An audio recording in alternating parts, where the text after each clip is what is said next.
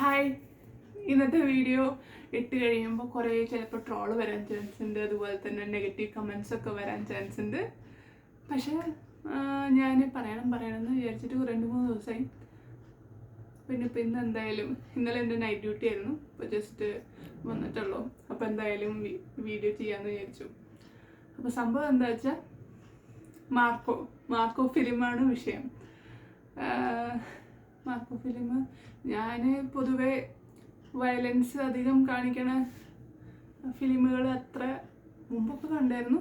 ഇപ്പോൾ പിന്നെ ഭയങ്കര വയലൻസ് ആണല്ലോ കാണിക്കണത്. അപ്പോൾ എനിക്കത്ര താങ്ങുന്നില്ല, അത്ര വയലൻസ് ഒന്നും കാണുന്നത് അത്ര ഇഷ്ടമല്ല. അതുകൊണ്ട് വയലൻസ് ഉള്ള മൂവി ഞാൻ മാക്സിമം അവോയ്ഡ് ചെയ്യാറുണ്ട്. പക്ഷെ മാർക്കോ വന്നപ്പോൾ ഭയങ്കര എല്ലാവർക്കും ഭയങ്കര, ഞാൻ ഇപ്പോൾ ഗുജറാത്തിലാണുള്ളത്.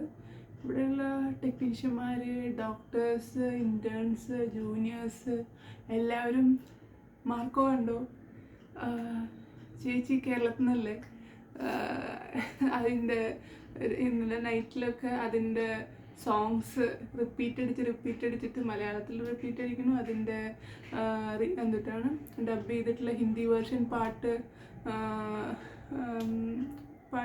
റിപ്പീറ്റ് അടിച്ചിട്ട് അവർ കേൾക്കണം. അപ്പോൾ ഞാൻ തിയേറ്ററിൽ പോയി കണ്ടായിരുന്നു. അപ്പം ഓൾമോസ്റ്റ് എല്ലാവരും തിയേറ്ററിൽ പോയിട്ട് കണ്ടിട്ടുണ്ട്. എല്ലാവർക്കും ഭയങ്കര ലെവല് പടമാണ്. കാണാത്ത ആൾക്കാരോട് ഞാനിങ്ങനെ സംസാരിക്കുമ്പോൾ വേറെ ആൾക്കാർ മാർക്കോ എങ്ങനെയുണ്ട്, വേറെ ലെവൽ എന്നാണ് അവർ പറഞ്ഞത്. അങ്ങനെ ഒന്ന് നമ്മൾ വേറെ ഒരു സ്റ്റേറ്റിൽ കിടക്കുമ്പോൾ നമുക്ക് കേരളത്തിനെ പറ്റി ഇങ്ങനെ പൊക്കി കേൾക്കുമ്പോൾ ഒരു സന്തോഷം വരുമല്ലോ. ആ സന്തോഷം കൊണ്ട് ഇട്ട വീഡിയോ ആണ് അത്.